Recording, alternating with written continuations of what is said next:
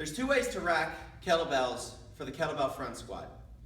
If you're new to kettlebells, especially doubles, doing a double clean on both is very challenging. So I'll demonstrate what that looks like, and then I'll show you kind of the easier life hack version that we use so you don't have to worry about all the nuances of doing a perfect kettlebell clean. So first example, our kettlebell clean. We're gonna get those bells up to the clean position. Get a nice exhale so that our hips come under, our rib cage is down, and we're kind of driving those elbows forward. Okay? We don't want to let them rest on our chest, but once we're in position here, we want to stay as vertical as we can under those bells. If you drop your hips back, it's going to shift the weight forward, and those kettlebells are going to fall over. Okay? The second way to rack them is really just kind of a ski clean.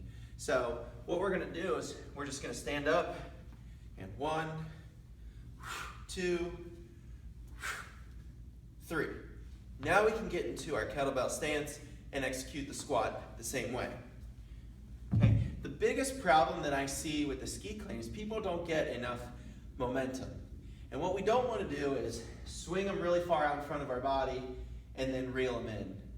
Just like with the clean, we'd keep that momentum close and just get up under the bells.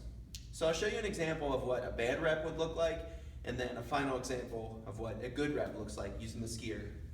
Skier clean.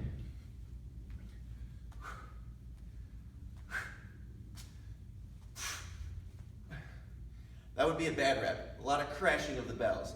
On this rep, I'm going to keep them a little bit tighter, but still use a lot of momentum.